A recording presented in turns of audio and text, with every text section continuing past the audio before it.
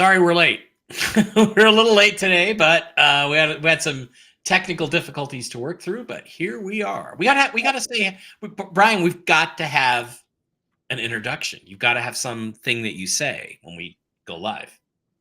Broadcasting to you live from the Orion Spiral Arm of the Milky Way Galaxy, the solar system, planet Earth, North America, the United States of America, and two undisclosed locations for reason of security and therefore insecurity. My name's Brian Engelman. That's Mike Bara, and this is Strictly Football here on the Unhappy Hour, powered by the New American Media. Thanks for joining us today, Thursday, November 21st, 2024. Mike, how you doing, sir? Great. 1 week before the big Thanksgiving holiday where we just watch football all day long and stuff ourselves with turkey, which we eat, twice a year. I eat it at turkey, at Thanksgiving and Christmas, and that's it. That's the only time I eat turkey. So. Yeah, it's not a common occurrence by any stretch. Yeah. What is your favorite food when you go ahead and get Turkey Day? Well, I love turkey, the turkey itself, but I think the stuffing, I make my mom's stuffing recipe, which or dressing, depending on what you call it, which you can replicate really well with stovetop stuffing instead of potatoes,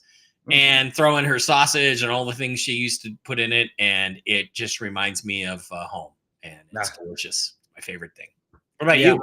I'm partial to like in that glass Pyrex, that rectangular Pyrex. You get you get the Jello thing with the cranberry and the pineapple mixed into it, and then on top there's like a cream cheese whipped cream blended topping with powdered sugar, whatever's in there, and then you top it with pecans or walnuts. Pick your favorite sort of crunchy thing on top. Just like that dessert for me. I love the candied yams.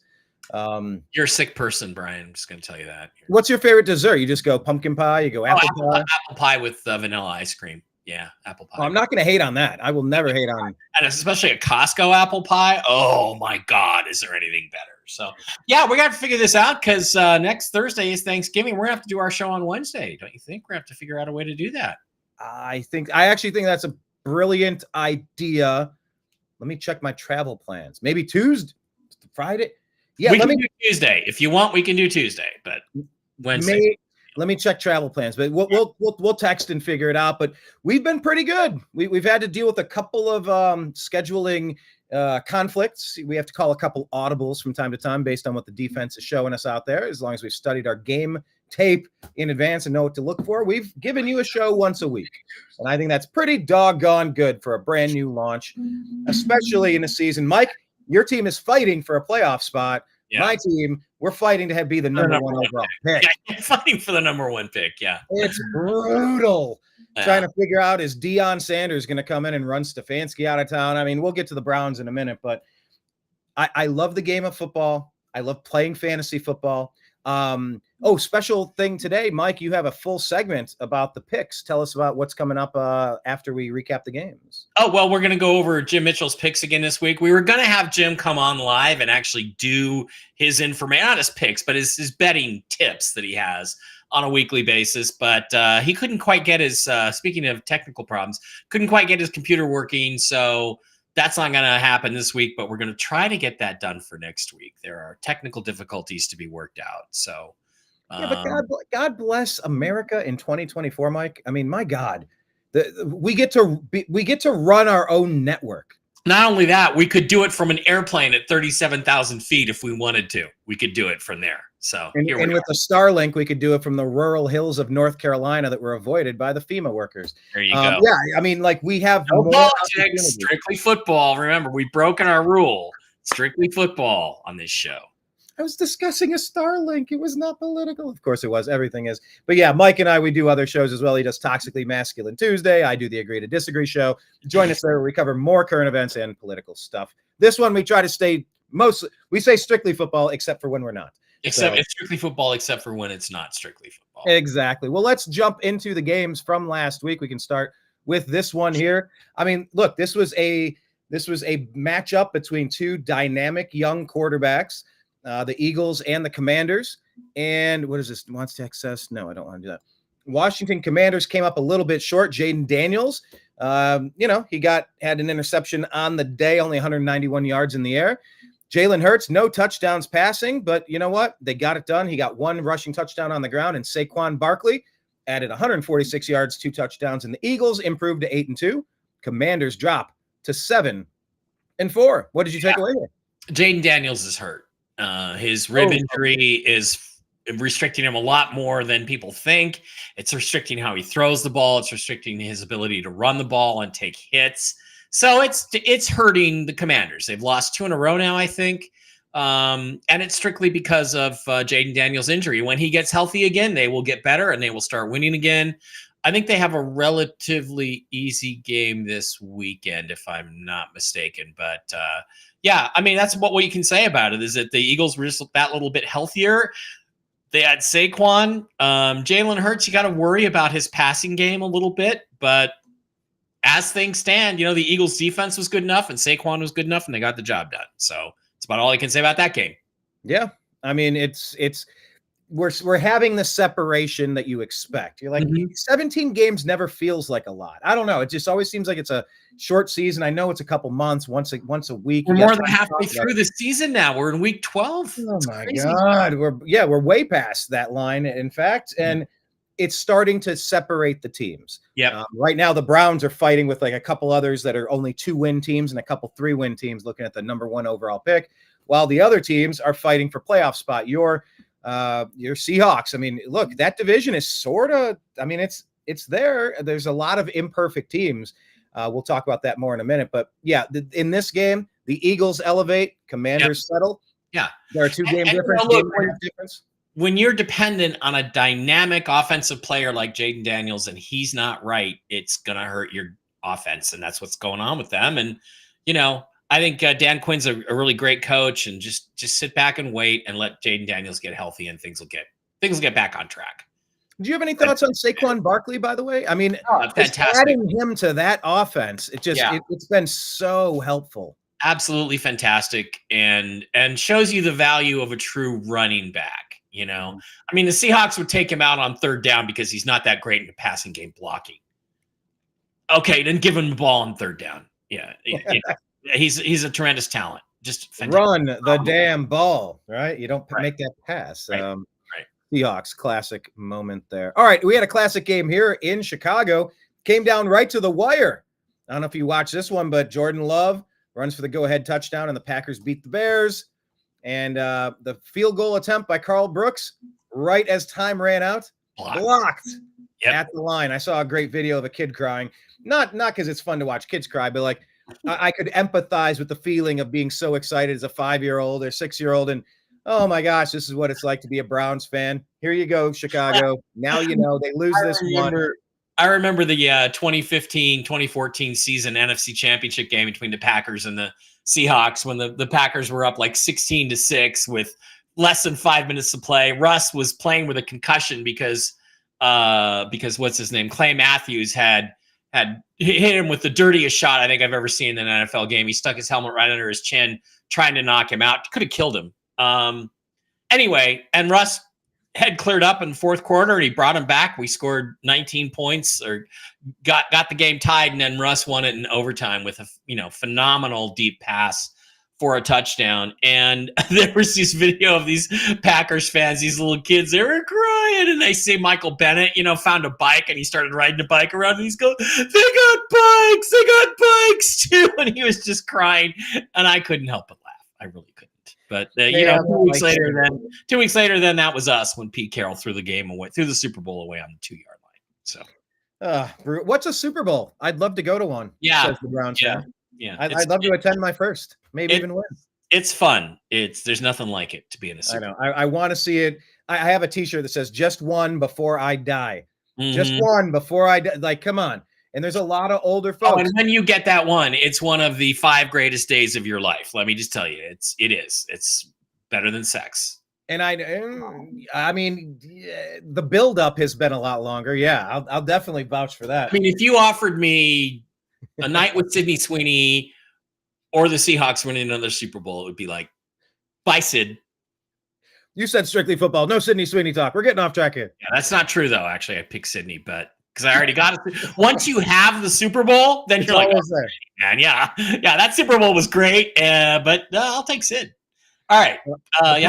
Packers end up improving to 7-3. Bears fall to 4-6 on the year. Yeah, Caleb Williams, man, really damaged by Shane Waldron. Really not a good offensive coordinator. So let's see what they can do with some new thought processes going on there. Well, over here, the new thought process a couple years ago.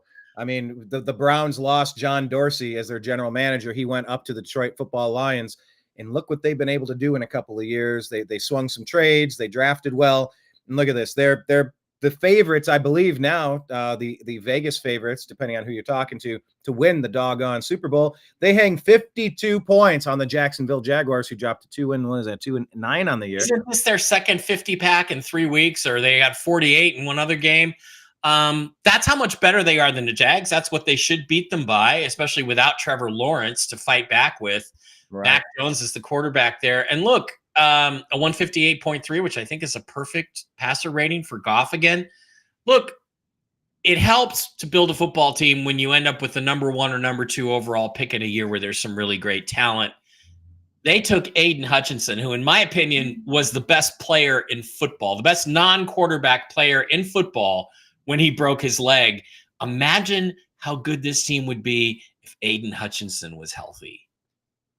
They did send the Cleveland Browns did at the trade deadline send Zadarius Smith. They did. Maybe not Aiden Hutchinson, but he can be a solid player. He's a guy that can make some plays. And if I recall, there was some vague talk that he might get back for a Super Bowl or a playoff game, a championship game. If that's true, wow. Look, the Bills have never won it. The Cardinals have never won it. The Bengals have never won it. The Browns have never won it. Jaguars. Those are all teams people root for. So there's a lot of energy behind the Lions right now. And, they're playing with here's the thing that I always used to say about this. Is it nice to beat a team 52-6? No, but, that's what champions do.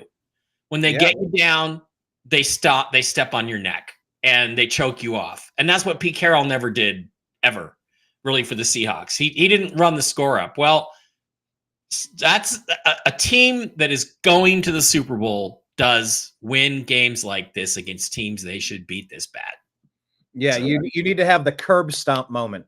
Yep. Bite the curb, finish the job. When a team is down, I mean, you press even harder.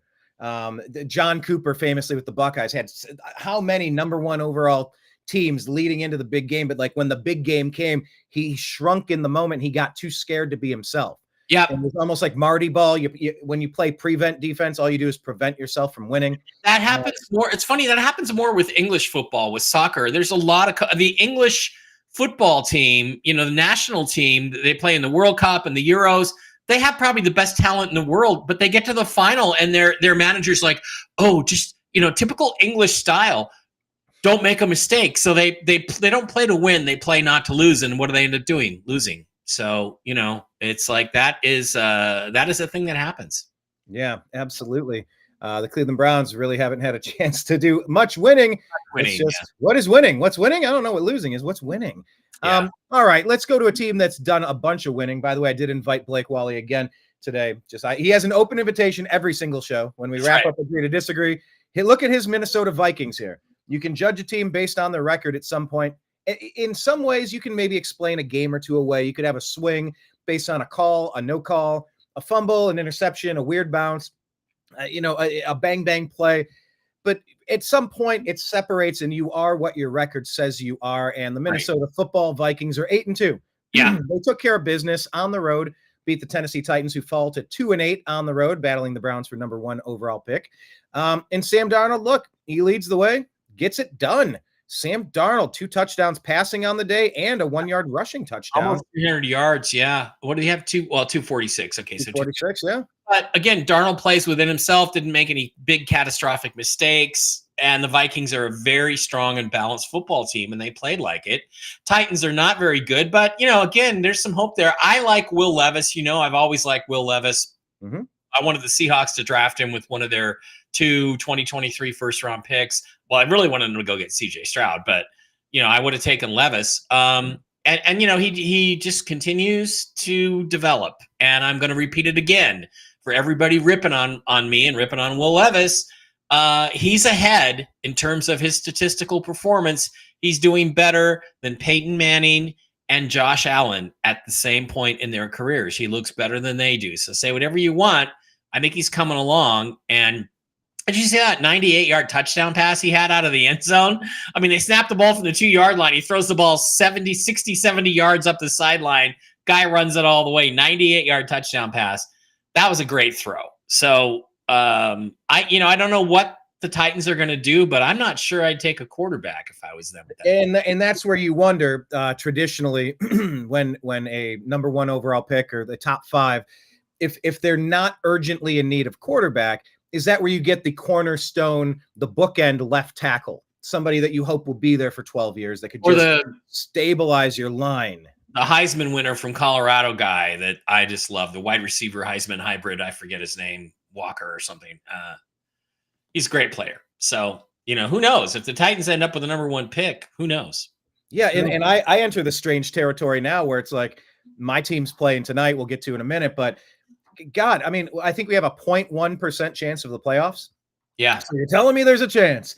I mean, am I just rooting for us to lose every game to get the highest draft pick possible? I hate being in this spot. I never want to play to lose, but my God, at some point it becomes a little ridiculous I'd like to really fight back and become middle of the pack and lose out on a potential franchise QB because Look, Deshaun Watson has not worked out. Even when healthy, he was the worst quarterback in the league. So it ain't working. It's time to stop the Deshaun Watson experiment, even though we've paid him for another 2 years. I think we're done with him. We'll see how it goes. There are rumblings we're going to try to get him back next year and build around him. I don't see it at all. I don't see any progression. It's all negative. But look, Sam Darnold, he's been solid. He's stabilized it. Yeah. Would the Titans take a QB? I don't know. But that's one of the ones that I'm least concerned would be in competition to draft a quarterback that the Browns might need to change their franchise around for sure. We'll see if they like Will Levis or not. But they are a 2-8 team, and their former coach, Mike Vrabel. Remember, he graduated to the Browns sidelines during the last game. He's getting closer and closer to just grabbing the Denny's clipboard, the Denny's menu from Kevin Stefanski's hands, and just escorting him out of the building and taking over.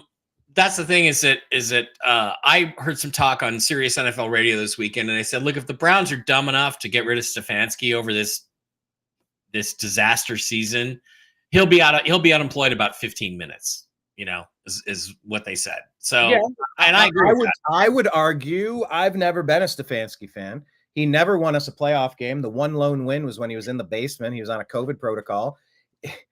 He can't put 2 decent seasons together.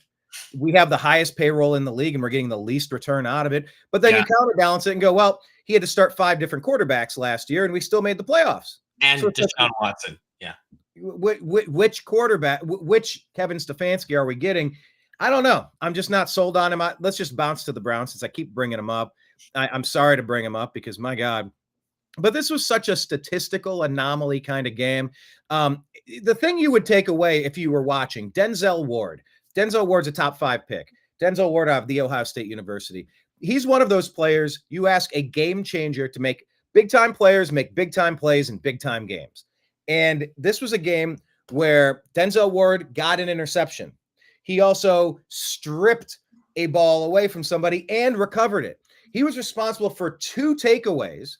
Mix that in with what we saw at the quarterback position. Look at the stats here. Look at what we got out of quarterback. We had Jameis Winston, 30 of 46, 395 yards passing, 2 touchdowns, no interceptions. And we lose this game by 3 touchdowns. Yeah. You can just say Taysom Hill's 3 touchdowns won this game. To a terrible team. I mean, the Saints are not good. And Taysom Hill, what were we just talking about him like a week ago? He just doesn't do anything anymore, and then he has this game. But that's who Taysom Hill is. He's feast or famine Taysom. Yeah. So, I mean, Taysom, yeah, feast or famine. You guys got the 3rd overall pick as of right now. You taking a quarterback? Yeah. Okay. Yeah.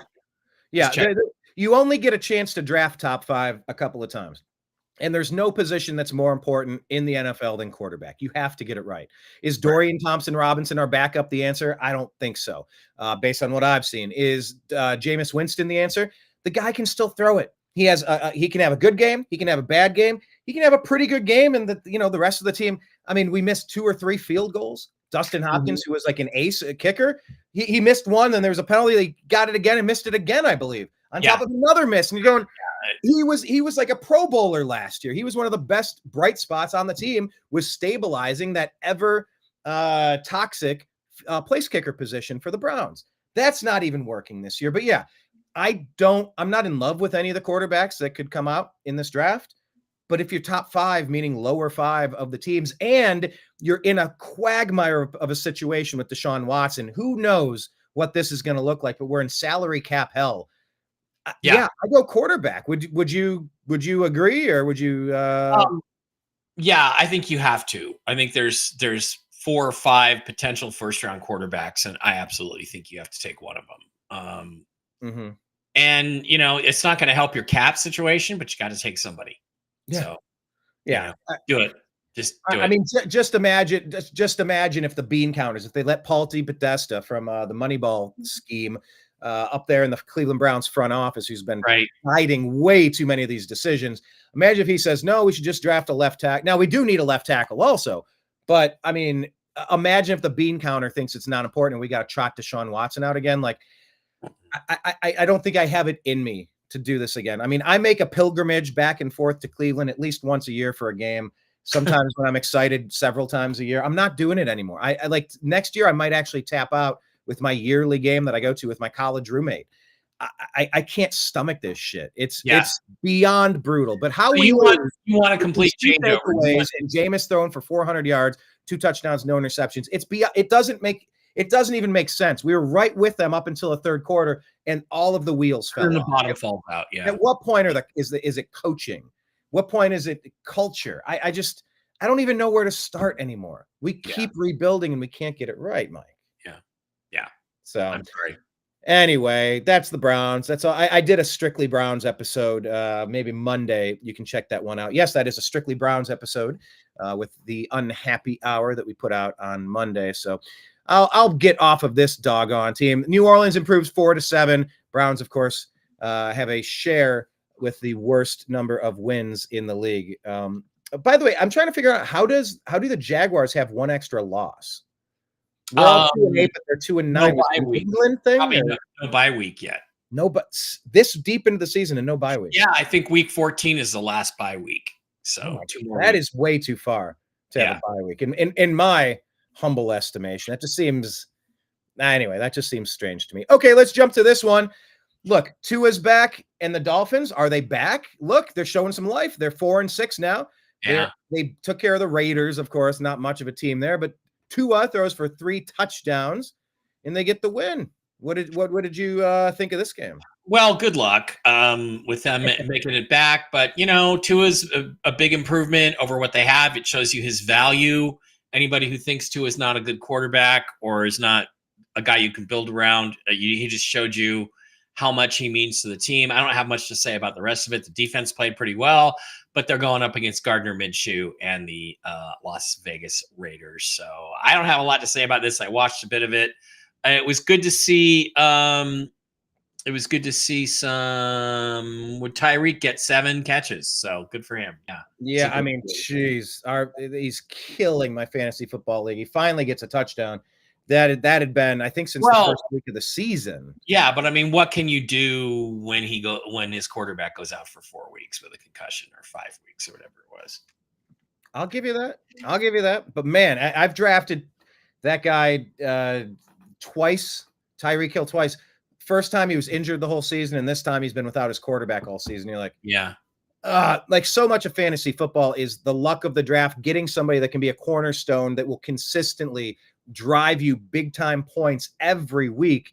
And when they're just not available or they don't have their quarterback to throw it to them, God, what do you do? It's like Monty Python when he chops off the knight's leg and he starts hopping around. He goes, "'Tis merely a flesh wound." Only a flesh wound.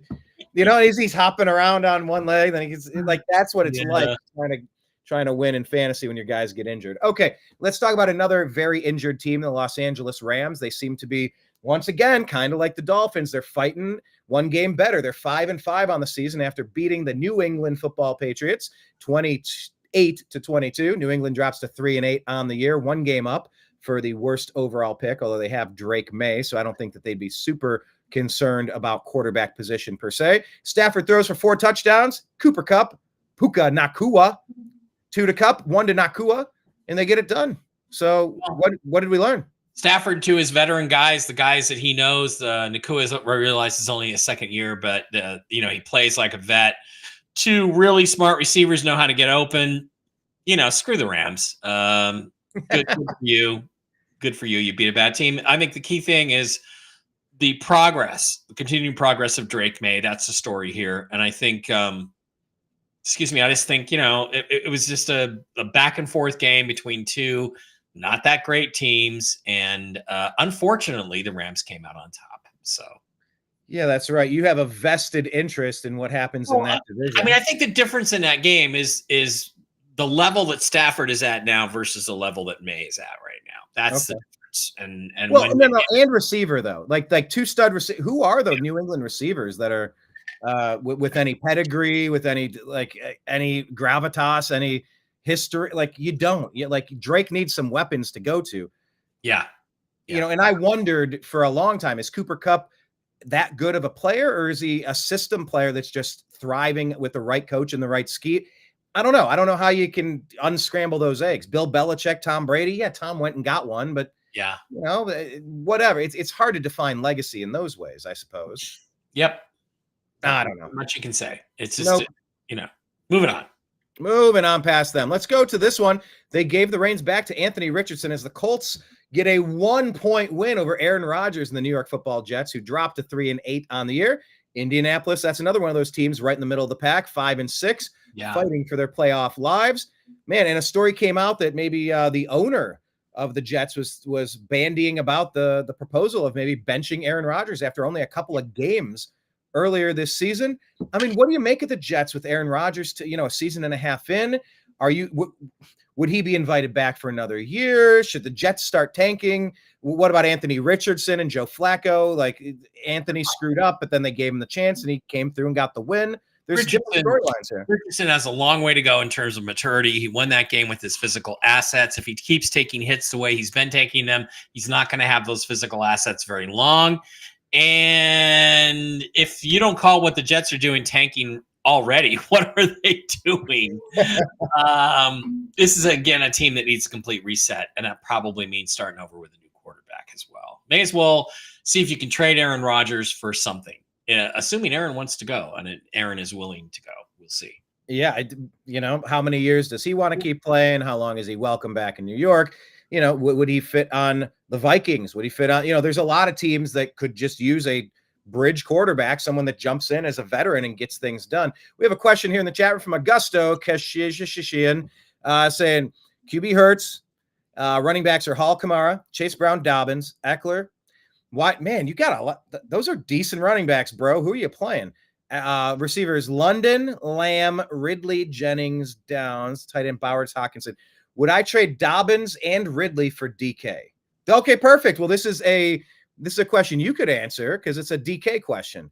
Do you see the value of giving up both Dobbins at running back for the Chargers, who's having a really nice season, and Calvin Ridley, who's kind of like the only thing the Titans have on offense, for DK Metcalf? Is DK that good to make that trade? No, not from a fantasy perspective, because you never know which Geno Smith is going to show up. So I wouldn't. If I had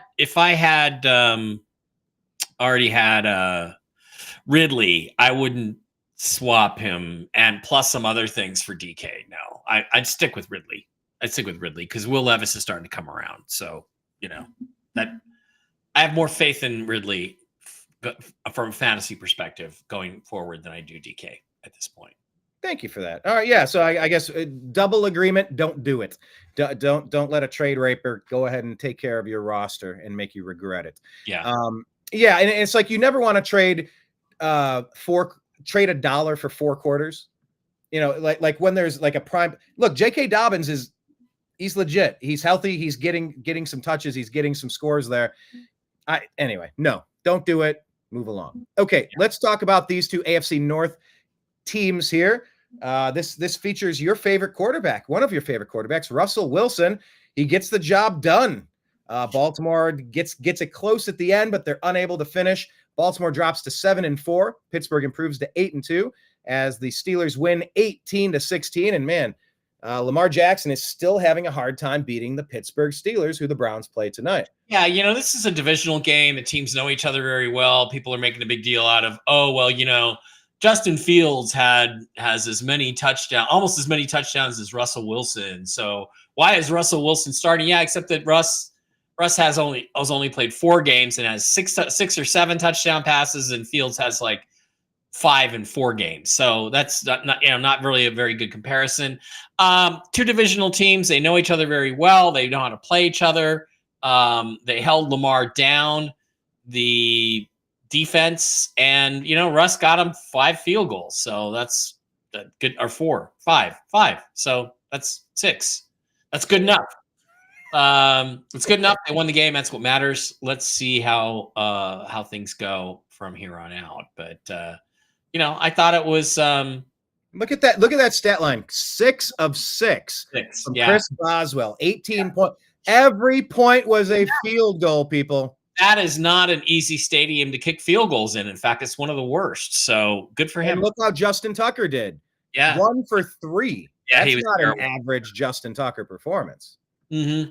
So yeah, it is a tough spot. So two quarterbacks struggled against guys that know how to coach defense. So good for them. I think I saw a stat that said Derrick Henry has a touchdown in every game this year. I don't know if that's accurate. I thought I saw that.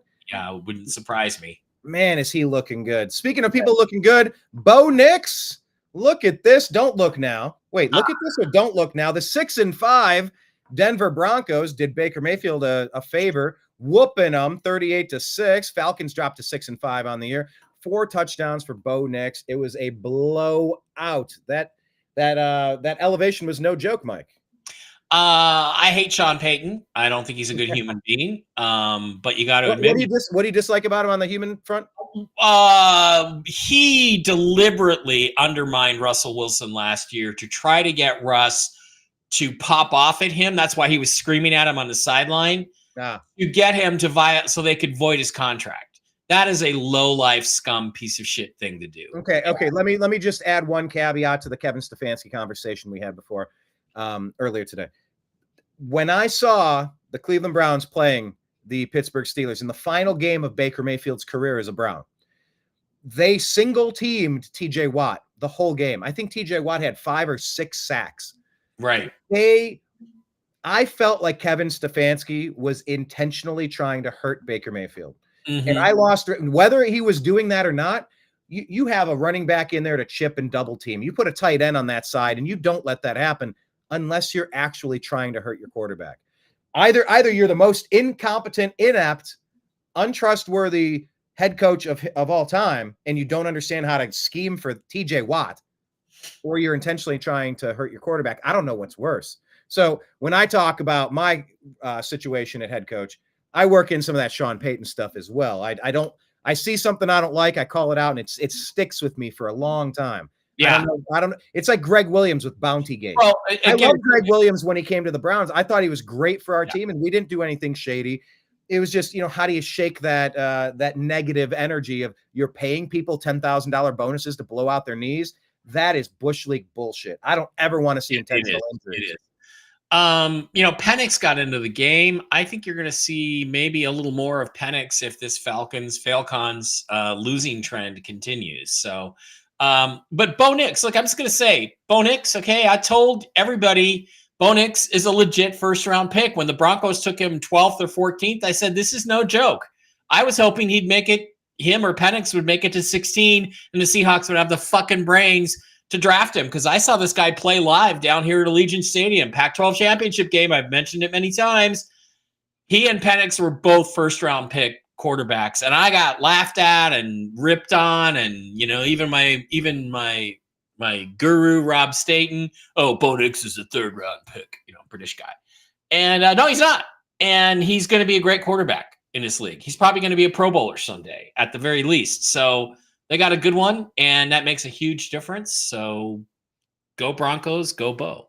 Yeah, I can never root for the Broncos because of John Elway keeping Bernie Kosar and the Browns out of 2 straight Super Bowl appearances back to back. Was that 88, 89, I believe? I think it was actually Ernest Biner who did that, but he was in. He was just waltzing in for the time. Wait, the ball's out. The ball's out. More Ernest Biner than John Elway, in my opinion. Oh my gosh. 98 yards. Elway comes down pulling a Baker Mayfield. Well, yeah, 98 yards when you play 10 yards off of every receiver and give them a first down every single I mean, literally, I've gone back and watched the drive, okay? I could have made almost every one of those throws. And that's Marty ball. The prevent defense only prevents you from winning.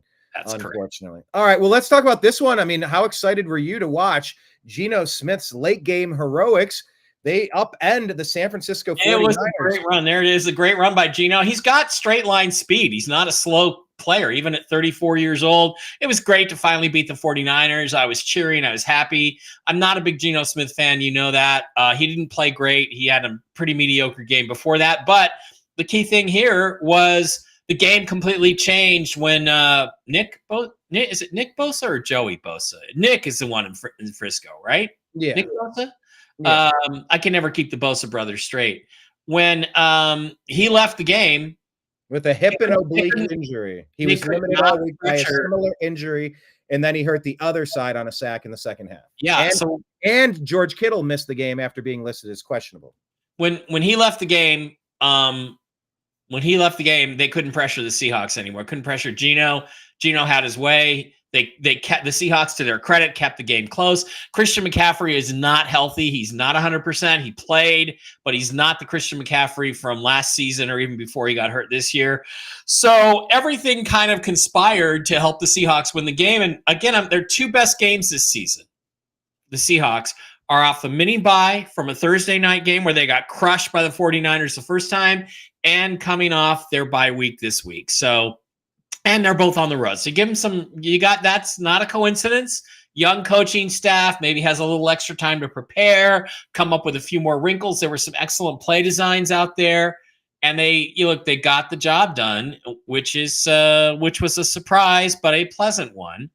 And like I said, there's a lot of factors involved in winning this game. We'll see starting this week what it bodes going forward for the season. Well, does it really mean anything? We find out this week at home against the Cardinals. Well, let's take a look here real quick on the right-hand side of this. Maybe let me share this and I can. Oh, no, of course that won't work. Let me go full screen. Okay, there we go. The NFC West standings. Holy crap. Look at that.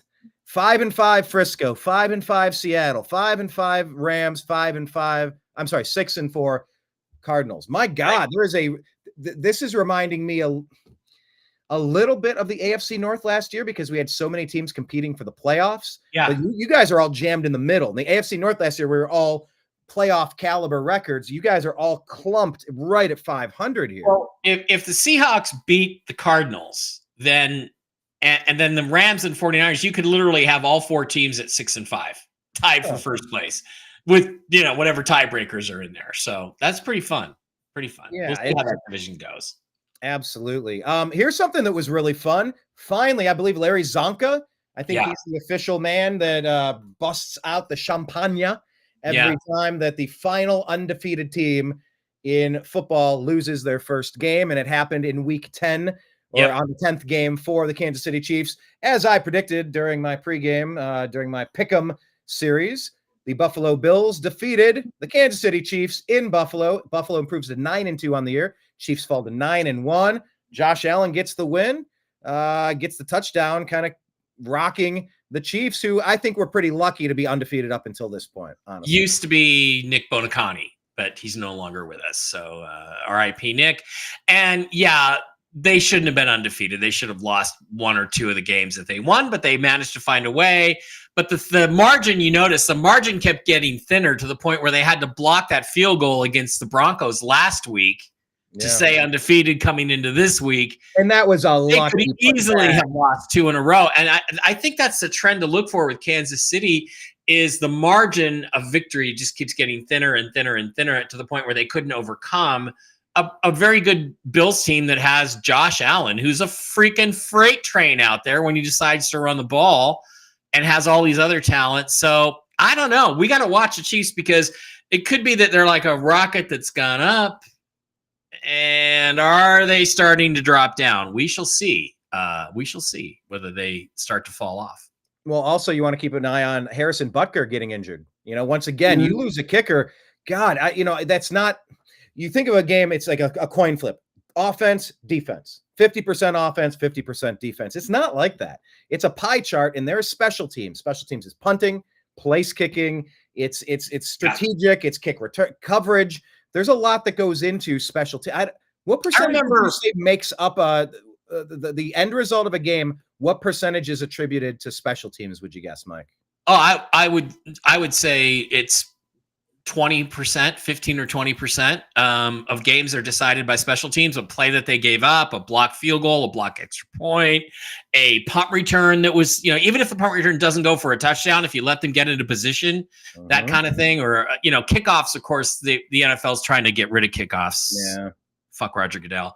But it's great to watch college football where they actually have a real kickoff now. It's fun. But I remember Denny Green used to coach the Minnesota Vikings when I first moved to Minnesota, and then they fired him, and he was doing some commentary before he went to coach for the Cardinals. And this is in like 2003. He said, look, there's two things you got to get right away when you start a new team. You got to get your quarterback, and you got to get your kicker. And if those two things will lose you more games if you don't have the right guy than any other position on the team. Those are the first two things you have to get. So what was the first thing Denny Green went and got? Of course, when he became head coach of the Arizona Cardinals, he drafted Larry Fitzgerald instead of Phillip Rivers or Ben Roethlisberger. And where did Denny ever get to it? No, he never had it. I will say it's hard to knock the draft choice of Larry Fitzgerald. Wait, did they get a? Wait, hold on. Here's the thing. That was the year. Did they get a Super Bowl, or they lost the Super Bowl to the Steelers? That was the year, though, that the Chargers picked fourth, and they wanted the Chargers picked first, and they wanted Phillip Rivers. And the Giants picked fourth, and they wanted Eli Manning. So there was all this leveraging going on. And at number 3 was the Arizona Cardinals. And what the Cardinals could have done is called up the Giants and the Chargers and got them on a conference call and said, we're going to take Phillip Rivers. And that means New York, you're not going to get Eli Manning because you don't have the player that the Chargers want. And Chargers, that means, you're not going to get the trade you want, right? You're not going to get the guy you want either. You're not going to get Phillip Rivers because we're going to take him. I would have tried to, and maybe they did, but I've never heard a story along these lines. I would have said, look, it's pretty simple. New York, we're going to get your first round pick next year. And San Diego, we're going to get Drew Brees, and you're going to draft Larry Fitzgerald for us with the 4th pick. If you want us to give you Phillip Rivers, who we're going to take with the 3rd pick. So they could have leveraged it. They didn't. I've just gone through that in my head many times. And that was a very interesting year draft. Yeah. When I've had Zach Barris on the program, we talk about basketball. We talk about basketball for hours, and we love re-legislating. If we redrafted from 5 years ago or 10 years ago, right. The guy that went 27, what if he went number 3 where he should have went? It would have totally changed that franchise's trajectory, meaning next year they wouldn't have got and it just. But this was actually, I remember this was actually discussion going on, and then Green didn't do that. He just wanted Larry Fitzgerald so bad because Larry's dad had been on his team when he was with the Vikings or something along those lines, or he knew the Fitzgerald family. Larry was a ball boy for the Vikings in Minnesota. So anyway, fun fact there. It was a good pick, but they could have had a lot of leverage there. I had another one here. He's back asking another question. Okay, so same team. Yeah. As we have before. Would you trade Dobbins in London for Taylor and Garrett Wilson? Man, Garrett Wilson isn't giving us much at all this year. No, Taylor's good, but because they're just not generating any offense. In New York, they have Aaron Rodgers. They should be generating offense. But as of right now, I wouldn't do that this week. I'd wait. Look, if Aaron Rodgers breaks out. But remember, Drake London included in this potential trade.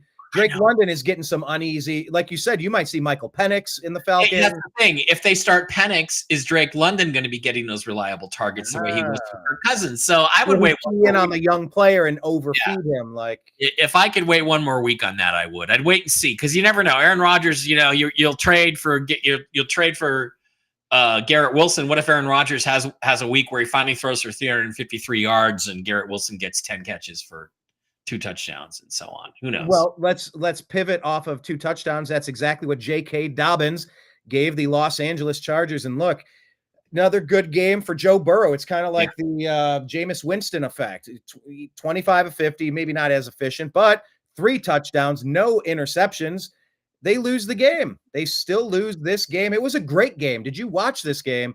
It really kind of came down to the wire, and J.K. Dobbins had the walk-off touchdown essentially to. I don't know if it was a great game, but it was sure as hell an entertaining game. And you look at Jamar Chase is so good. Although I think that douchey bit where you walk into the end zone is BS. But Joe Burrow is fantastic. Justin Herbert was fantastic. It was a great game to watch, and this is why you have to have the quarterback because the Bengals look. It was a tough loss for them. They played really well. They came back from 24-6 or something. They 20-6. They came all the way back. They got the game tied. It was a very entertaining game and a testament to Joe Burrow. But Bengals, I'm sorry, you gave away too many games at the beginning of the season, and you're not going to make it back. So at this point, I'm playing to preserve the health of my best players for the rest of the year. If I'm the Bengals, that's where I'm at. Chargers look good. Chargers look surprisingly good. Yeah, and by the way, the Michigan Wolverines, that team up north, they do not look good. Amazing what happens when you don't know what plays the other team is about to call. I wonder if any of that's happening in Los Angeles. I don't know. Getting a question here from Dylan Finnick. He's in a full PPR 12 team. Man, those 12-team leagues are tough. God, it gets really dicey at the bottom of that roster, especially when you get some injuries and you get the bye weeks and the flex positions. He's saying he can afford upgrades. So I guess here I tried to ask for some elaboration. All right, is this kind of like Mary F. Kill, or is this like stardom sit-em kind of stuff? He's saying Jamar Chase, Wills, Terry Hopkins, Dell. I would be high on Tank Dell, who's coming off of an injury, and I think that he's going to get it back together with C.J. Stroud. I'm high on Tank Dell, Jamar Chase, obviously. Yeah, look, I like Jacobs and Dobbins. I think they're strong. I'm not buying Taysom Hill. He's too feast or famine.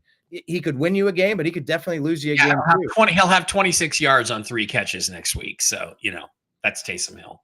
And yeah, JD5 versus Justin Herbert. I think Herbert's putting it together. He's kind of coming out at the right time of the year, and this is when you want to ride the hot hand. So if the question is kind of like start him or sit him, that's what I would do there. Jerry Jones trying to figure out who to start and who to sit while parts of his stadium fall onto the field as he's letting light in so that his receivers can't catch touchdowns.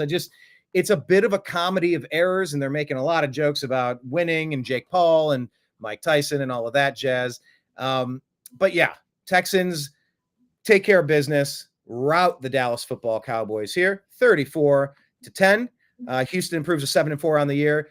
Dallas drops to 3-7. So what are we doing here with Cooper Rush? 354 yards, 1 touchdown, 1 interception. I mean, he threw it quite a bit. CJ had no touchdowns and 1 interception.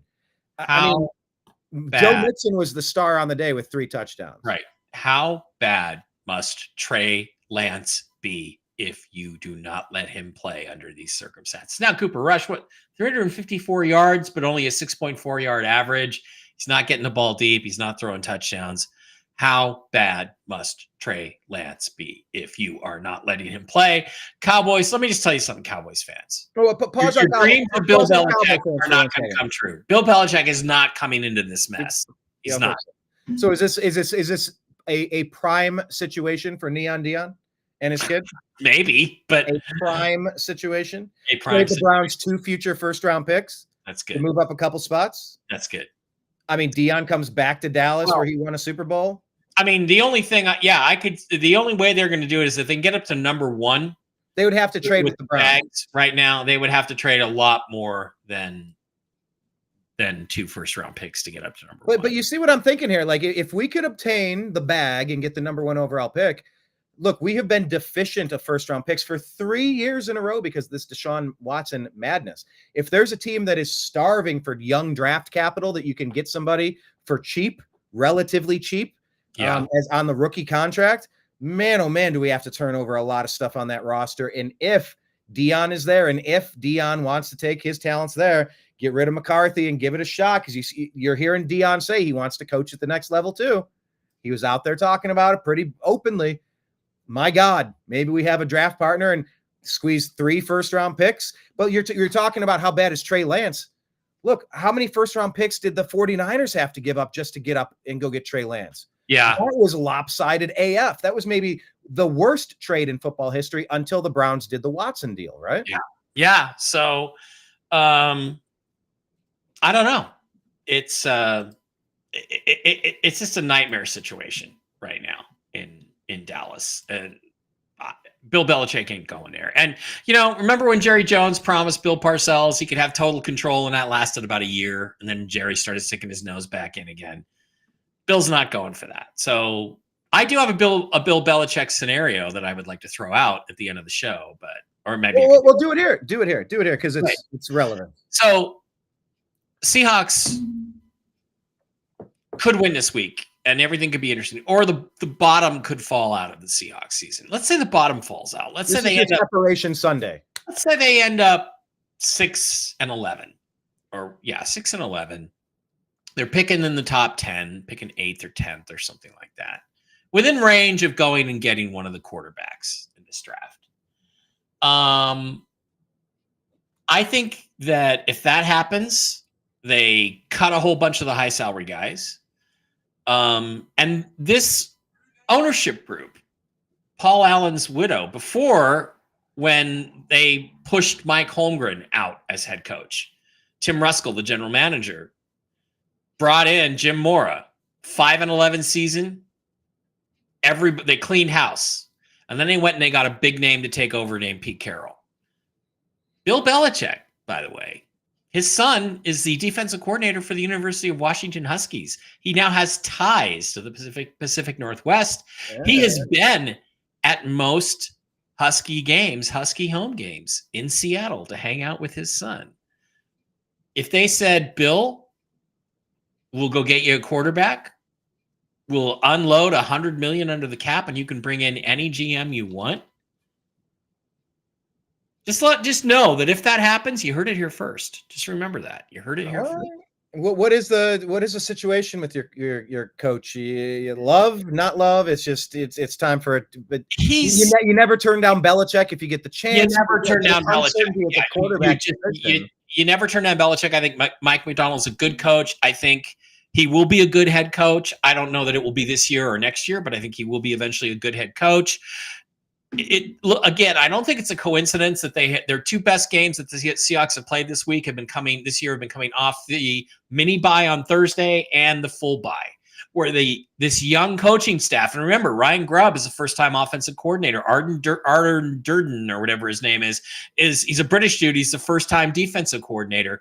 This is a young coaching staff that doesn't have a lot of experience, but when they have extra time to prepare, their team seems to play the best. I think this is a team that long-term, this coaching staff could be good, could be a good staff, but right now they're not good enough to say no to Bill Belichick if he wants to come and take over the whole thing. So I'm just sort of like, Bill's sure spending a lot of time in Seattle.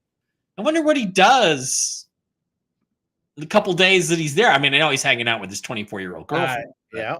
I mean, but I wonder what he's doing. I wonder if he's having any back channel conversations with anybody. So just a scenario that popped into my head, because again, it would fit with this organization, the Allen family, to say, this isn't working. This didn't work. John Schneider, thanks very much for 10 years of terrible drafts. We think it's time for you to go find something else to do with your life, and bring in Bill. So we'll see. I looked up the setting for Fight Club. Do you remember what city that was set in? Because you said Tyler Durden's one of your coaches, right? No, Arden Durden or something. Tyler Durden. My brain went to Tyler Durden, of course. But I looked it up, and I guess it's set in an unnamed American city. but it was filmed primarily in Delaware. Anyway, okay, so let's pivot off of that interesting concept on Bill Belichick watch 2024. Where will he end up? Could he go to Dallas? Could he end up? I think under those circumstances, Seattle is a better situation. Now, having watched what Jim Harbaugh is doing in LA, he's not going to a team that doesn't have a quarterback. So Dak has some appeal. Dak has also had catastrophic injuries 3 out of the last 5 seasons. So he's got to think about that. He could go to Oakland as long as he feels like they're in a position to get the quarterback that he wants. Or not Oakland, but Las Vegas here. But if Seattle were in a – now, if Seattle's picking 16 and they're not going to get a quarterback, Bill's not going to think about it. But if they're in a position to get a quarterback, you just never know.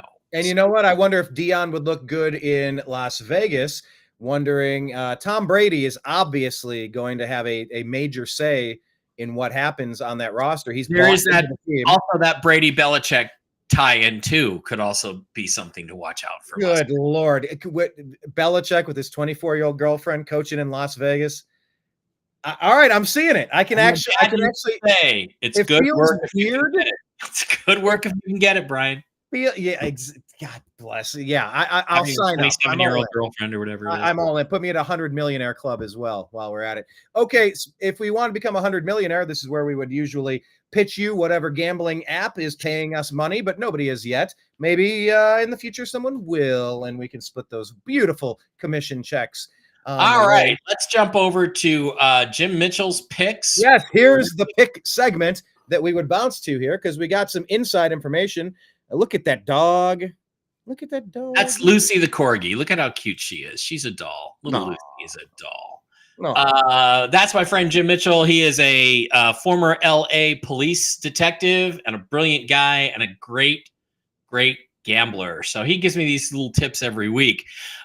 Interesting here, Steelers Browns. Here's a couple of stats from your for your Browns. The Steelers are 8-2 straight up in night games, Thursday, Sunday, or Monday. That's an interesting stat. But the Browns are 16-25 against the spread after a loss, and they're 9-17 against the spread versus the AFC North. Now, I have one additional bit of information about Steelers Browns, which I will give to you in the pick'em segment. Lions Colts. You're not going to give it to me. No, okay, I'm not going to give it to you now. I'm going to give it to you when I pick the games. Okay, so let me ask then, just real quick for the people in the chat room, people watching us on all these different platforms. Thank you for joining Strictly Football, by the way. What does that mean to the non-gambler when it says they're 16-25 against the spread? I know what after a loss means. Of course, most of the people get that, but they say against the spread. I don't know the spread tonight. Is it 3.5 or? Yeah, I don't know. That means that they did not beat the spread. In other words, they lost 3.5 exactly. That's exactly right. What I got. They might have won the game, but they were favored by 2 and they only won by 1 point. Therefore, they lost against the spread. So that's how you look at it. Okay. Lions are 31-9 straight up last 40 games. Wow. Stoff is 16-4, 16-4 against the spread on the road. He's 32-11 against the spread indoors, and he's playing indoors. And the NFC North is 21-11 against the spread versus non-division opponents. So those all tend to favor the Lions over the Colts this weekend. Let me ask you a question right there about that, by the way. Would Lions and Bills be the best matchup we could hope for in the Super Bowl? Because then a long-suffering fan base is guaranteed to get out of there. We're not just rooting against the team we're sick of seeing. Somebody wins, and we all win. The Lions make the Super Bowl against, say, the Chiefs. The whole universe is going to be rooting for the Lions. Okay, that's just the way it is. I'd love to see some Super Bowls with teams that haven't made it. I'd love to see them get there, get in the club. Chiefs Panthers. Mahomes is 18-4 straight up after a loss. He's playing the Panthers. I'm definitely going to be betting the Chiefs this week. Vikings Bears. Bears are 11-25 straight up in their last 36 games. Okay, that's not a good trend, and the Vikings are better. Cowboys Redskins. Cowboys are 2-13 straight up as a dog. So I would take. And Jim, I appreciate you putting Redskins on there. Redskins. There we go. Titans Texans. The Titans are 9-7-1 against the spread on the road after a loss. Broncos Raiders. Broncos are 5-19 straight up on the road, and they are 13-20 against the spread. Now, I hear you with that 5-19 straight up, but that covers, the first year of the Sean Payton era, which wasn't very good. So, but those are the trends. Raiders are 9-5 against the spread versus the AFC West, and Gardner Minshew is only 12-20 against the spread. So not a lot of help there on the Broncos Raiders. Cardinals Seahawks, of course, this is a game that interests me the most. Kyler Murray is 19-7 against the spread on the road, so don't take or give the points. Don't play the spread against Kyler Murray. Murray is 3-11 straight up after a win. 3-11 straight up in his last 14 games after a win. That shows that he maybe relaxes a little bit after he wins a game, gets a little full of himself. Geno Smith is 3-10 against the spread at home. Yeah, the Seahawks used to have a home field advantage. Now teams just come in and kick sand in our faces on a. We lost, I think, 4 in a row at home. Yeah, what's the deal with your 12th man? That was a big deal. Well, people aren't going to the games as much anymore, and that's another thing that will pressure the ownership to make a big change in the organization. Is the fact that people are selling their tickets to the point that you have as many fans for the other team showing up to the games as you do for the Seahawks. That's like a Raiders game. That's like any Los Angeles game. That's a hint that the fans are losing interest in the Seahawks, and that will motivate an organization to make a change. 49ers Packers. The NFC North is 12-11 against the spread versus non-division opponents. Eagles, Rams. Rams are 4-10-1 straight up as a dog at home, and they are underdogs to the Eagles. Interesting stuff.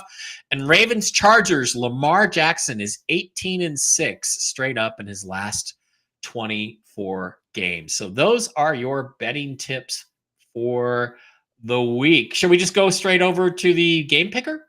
Let's do the transition. All right. I'm going to by accident. Surprised you with the transition there. Okay, that was okay. Oh, you surprised me with the transition. Okay, now Brian, I want to look at last week. What was I last week? Week 11. Mike Bara was 11-3. Oh my Lord! 11-3. Eagles, Steelers, Saints, Packers. I blew the Jets game. I'm not picking them again. Lions, Rams, Dolphins, Minnesota, Denver. I should have bet with my Seahawks. I had talked about it. I said, they're pretty good off a bye week. I should have gone with that instinct. Buffalo beat Kansas City. I took Cincinnati. I thought they'd be more desperate than Houston, Dallas. That was pretty easy. Pretty easy week. But look, folks, I'm just going to tell you, if you That's a great week. That is the best week of the season, 11-3. That's pretty much the best week of the season. And look, I'm just going to tell you guys, I'm going to tell you, if you want to make money, go put $20 down straight up with every team that I pick, and you would have made a fortune by now off me. So, and by the way, that's for entertainment purposes. This is only. That's right, and this is not financial advice. All right, tonight's opponent, Thursday, November 21st, Steelers versus Browns. Everything points to the Steelers. They're 8-2. The Browns are 2-8. Steelers have Russell Wilson. Browns have Jameis Winston. But, did you know that I'm wearing my Browns shirt, by the way?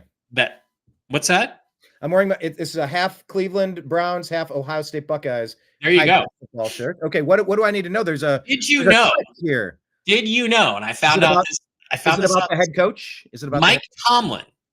Oh. Mike Tomlin is 0-7 on a short week against a division opponent on the road in his career as Pittsburgh Steelers head coach. He has never won a game on a short week on the road against a division opponent. And guess what? This is a short week. He's playing on Thursday. He's playing a division opponent, the Cleveland Browns, and they're on the road. So you know what I'm doing? I'm taking the Cleveland Browns. Oh my gosh. Pittsburgh Steelers tonight, based solely on my goodness. Because everything else says Steelers win. Well, let me add one caveat. No, I will add it at this particular moment because it's another weird component to the Browns Steelers matchup. Check this out. The last 6 Cleveland Browns head coaches, they were all fired after a Steelers game. Well, because they're your opponent. They're your main divisional rival there. So, yeah. But I mean, having it happen and coincide directly connected to that Steelers game. I mean, Kevin Stefanski might be coaching for his job tonight with Mike Vrabel wandering the sidelines. Yeah. I don't know what difference that makes, but that's another interesting little tidbit. I heard that and went, but really, when you get embarrassed and you're deep in a season and you're in a top 5 pick territory, and you look at a consistently well-run organization for the past 30 years, and it's just like, enough is enough. Damn it, get rid of them all. And they come in Monday, and it's just But buddy, look, 0-7 is a trend. It is a trend curve. Okay. So if they play on Monday and they're on the road the following Sunday against a division opponent, they always lose. If they play on Sunday and have a game on Thursday against a division opponent on the road, they always lose. It's 100%. I am not going against 100%. I'm taking the Cleveland Browns tonight to upset the Pittsburgh Steelers. All right. Redskins, Cowboys, that's easy. Redskins, Lions, Colts, that's easy. Lions are better. They're playing the Colts. And I don't think on Jim's stuff, I don't think there was anything really. But yeah, the Lions have everything kind of trending their way, so I'm not too concerned about that one. Chiefs and Carolina, I think Chiefs bounce back even though they're on the road. But I do think we need to watch Kansas City to maybe drop down a little bit here. Minnesota, Chicago, Minnesota, again, a road team. They're just better than the Bears. Patriots, Dolphins, going with the Dolphins at home over the Patriots. They're the better football team. Tua is back unless he gets injured. Buccaneers, Giants. Giants are going with what? Danny DeVito as their quarterback? I don't know who it is. Danny DeVito, too, because we go from Danny Dimes to Tony DeVito. Yeah, passed right over Drew Lock. Drew Lock might win you that game. It ain't going to happen. I think the Bucs probably have the worst luck of any team in the last. What did we call him, DeVito? What did you call his first name?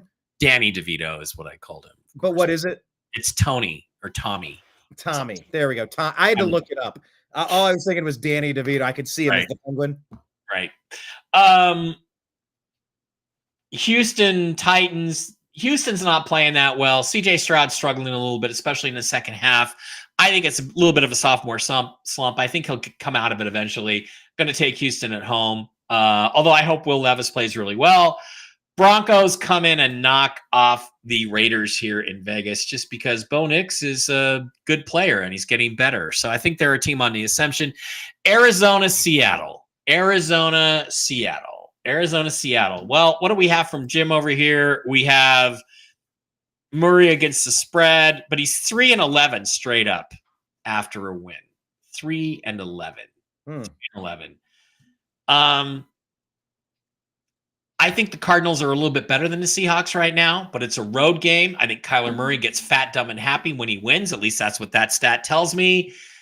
The Seahawks really need to win a game at home, so I'm going with my hopes and hoping that the Seahawks pull to 6-5. But that's a game. That's a pick'em game.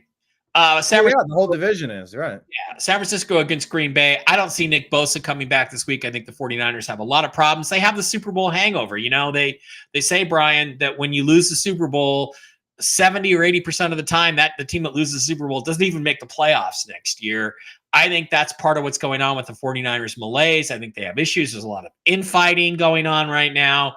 So I think the Packers are playing well enough that they will beat the 49ers this weekend. Philadelphia Rams, I'm going to go with my hopes and dreams and say the Eagles over the Rams. And Chargers versus Baltimore, I'm going to make you happy. I think the Chargers are hotter than hell right now.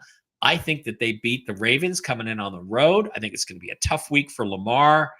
And if this plays out this way, my Seattle Seahawks will be in first place in the NFC West. That's it. Those are my picks. Nice. All right. Well, let's go and see what I did last week. I went 8-6, which for me is not that bad. That's actually one of my better. 2 weeks. I think that's 2 weeks in a row you've been 8-6, right? Hey, I think I'm on one, and I think I'm going to have some different picks from you this week. But that changes my season record to 76-90 overall. Definitely do not participate in mine. But do not bet as Brian bets. Bet as Mike bets. Mike's not betting, so that's why his picks are coming out. So, all right. There's a, are you a Simpsons fan? Did you watch The Simpsons, Mike? Yeah, I used to watch The Simpsons all the time. Sure. Yeah, there was a joke. What was the screen? Hold on. I had a screen where it would fit perfect. Now it's not doing that. There was a Simpsons episode where they give a book to Bart Simpson when he's going through like the Boy Scouts thing, and he gets a pocket knife, and the title of the book is called "Don't Do What Donnie Don't Does." He goes, they could have made this a little simpler. Anyway, don't do as Brian does, but I'm getting hot at the right time of the season. That's what I'm getting at. All right, 2 weeks in a row, you've been a winner. I know. And look, I'm changing it up here. I'm feeling it because I think at this time of the year, I'm not even rooting for my team to win. I frankly hope we don't, because like we have to hit reset, and we've been so starved of first-round draft picks. I'd like it to be the most impactful player possible. I'm going to pick Schittsburg in the upset here to defeat Cleveland. It's an upset in my own mind. Of course, the Steelers are playing. I think it's, I don't know. I'm going to pick Pittsburgh to win this one. I'm picking Washington as well. I don't know what kind of fight Dallas has in them, but yeah, you made a good point. I totally forgot that they had Trey Lance on the bench there. And it's not like Cooper Rush was playing terrible, but I would like to see him play. I like when quarterbacks who kind of fizzled out or never got going, I like when they get a chance to figure it out. Like, not everybody's ready immediately. It takes a little bit of time sometimes. So anyway, I still think Washington gets that win. Detroit, Indianapolis, nobody's stopping Detroit. By the way, trivia question. Who's the only team that beat Detroit this season? Oh, I don't remember. The only team that beat the Detroit Lions. I want to say the Packers, but I don't think it was the Packers. So I don't know. It was Baker freaking Mayfield and the Tampa Bay. Tampa Bay, that's right. They went and beat them up in week 2 or 3. Yeah, and by the way, to anyone that says Baker can't win big games, Baker can't win on the road. That was when the Bucs were healthy. That was when they still had all their players. So yeah, exactly. Yeah, they're missing 2 of their top 2 wide receivers at this point. Tough going over there. They've been in a bit of a funk, falling to 4-6, but we'll see how it shakes out. I would love to pick Carolina, and shockingly, they have 3 wins on the season. You're struggling to figure out how that's happened. Yes, I think Kansas City will continue taking a step back. Although, when are they getting Isaiah Pacheco back? I don't know. Yeah, I would love to have him back in my fantasy football league. I saw that he might be coming back. Not sure when, but I think KC's got too much talent to win this game. I'm also picking Minnesota because their record is who they are, who their record says they are. Yes. I want to pick the Dolphins here, but they've been so uneven. Do I dare actually pick a team with one worse game under their belt? Do I go with the upset? Because this is where I could gain some ground on you, Mike. I just can't. I don't believe in the receivers enough. I'm picking the Dolphins. Tampa Bay, New York. Tampa gets Tommy DeVito. Yeah, is Daniel Jones done with the team? That's what they did when they shuffled spots. They will be moving on from him. Yeah, they will be moving on from him at the end of the season for sure. That's why they're benching him and making him the 3rd quarterback, because that way he can't get injured and trigger his injury guarantee. So they won't have to pay that. So okay. Then there you go. Good point there. And they're sitting at 2-8, tied with the Browns for the worst record in the league. So yeah, I want all the 2-win teams to get an upset win, but I don't want it at the expense of Baker Mayfield. Tennessee at Houston. Houston is a superior team. Although, like I said, if Tennessee, another 2-win team, can get an upset, I'd be happy, but I can't put money on it. By the way, this is just fun money, but still. Denver at Las Vegas. That's another one. Tom Brady's like, look, we suck. It's my first year as an owner.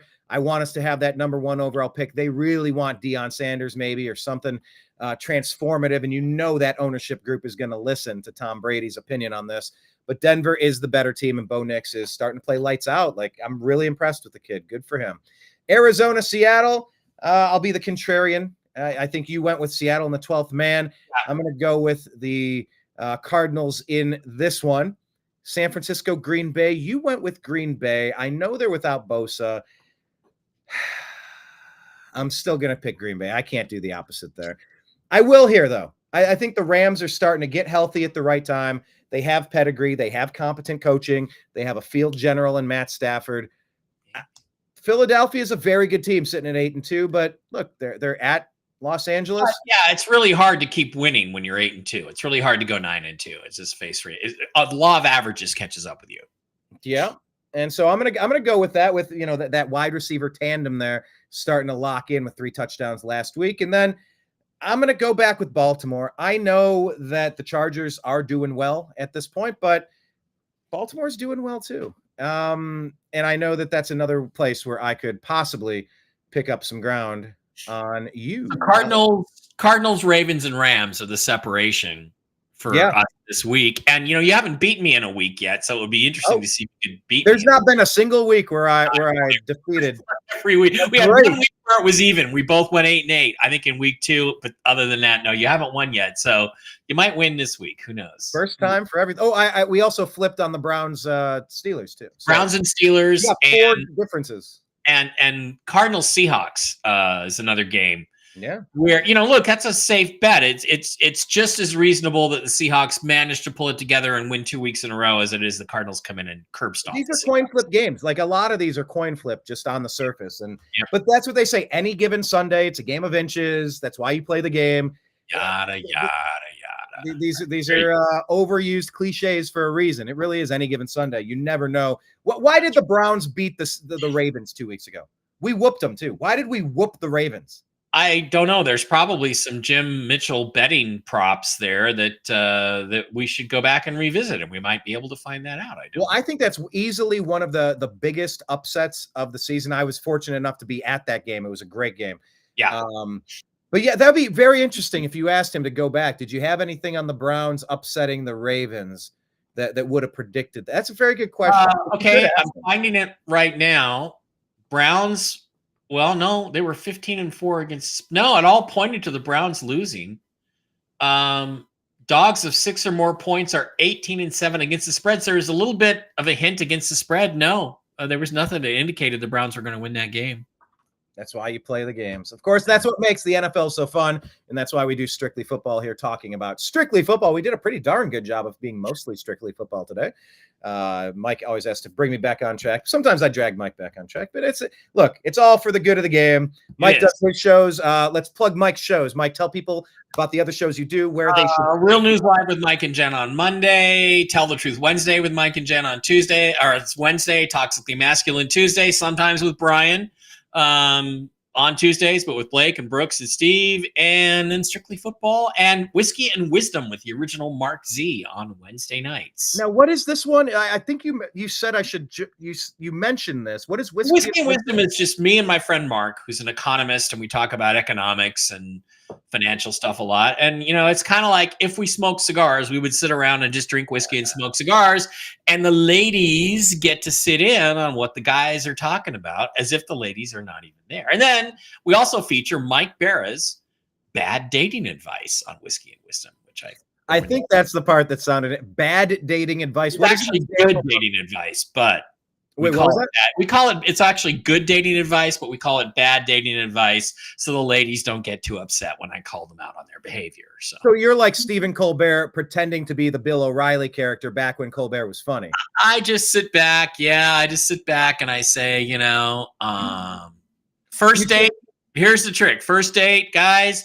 Tell her we're going out for drinks and appetizers at this bar. I'm buying the first round. If you want to drink and eat after that, you got to buy your own, right? And you tell her that, and then you see, what does she order? Does she order beer? That means something. Does she order wine? That means something. Does she order the most expensive foo-foo girly drink on the menu? Or does she order a straight shot of tequila? These things all tell you something. Does she order the most expensive food on the happy hour menu? Does she order something relatively modest and inexpensive? What does she order? And then if she sticks around for the second round, which, if the date's going good, then we see the second round, then you see what she orders for herself versus what she orders when you're paying. And this tells you a lot about her. Does it change? Does it change significantly? And, look, I'm just going to tell you, if she takes straight shots of hard liquor, entertain recreational purposes only, gentlemen. But if she orders something modest to eat and she orders a glass of wine, that means she wants to take it slowly and she's interested in you. So there's all these little tips that men don't. What does beer mean to a mixed drink? What's the difference? Wait. And then look, if the date goes really well and maybe you're even making out a little bit, then when the check comes, you pay for everything. But you tell her she's paying for her own and see what she does. These are ways you can figure out what's on a lady's mind. All right. If she drinks beer, that means she's a fun, sports-loving girl, and you can take her to the ball game. It's good. That's a good thing to have. Nice. Beer drinking ball game broad. Beauties is what I meant to say. Yes. Okay. Well, that sounds super interesting. I've never caught one of those yet, but it's on my radar. It's on the radar. Okay. Well, check out his shows and check out the Unhappy Hour sports shows when we do those. Strictly Football. It's a little bit more sporadic. Of course, Strictly Football. Next week with Thursday being Thanksgiving. We'll figure out what day, maybe Tuesday, maybe Wednesday. Don't know. Tuesday or Wednesday. Yeah. But we did start a special X account for this program. Do at TNAM. What is it? What the hell is it called? At TNAM Football. But it's for Strictly Football. I typed Strictly Football. It's one character too many, so I went with TNAM Football instead. But that's where this show is going to get uploaded, and we'll just kind of. Mike, are you even following that new account yet? I don't know that you. No, I'm not. I'm not. It's at. It's that one. It's at TNAM Football. Right? TNAM Football for the New American Media. Yes, TNAM Football. There we go. But yeah, follow us and link up with us over there. And of course, check out the New American Media and all of the regular places, including the Spotify podcast for the Unhappy Hour sports shows, including this one, Strictly Football. So there we have it. Any final words, Mr. Mike? I do not have anything else to say except it's going to be a good tonight's game is going to be good. Let's see how this Mike Tomlin thing plays out. Guys like Jim Mitchell are smart. There's a reason why people can make money gambling on football games. Well, let's see if Kevin Stefanski survives.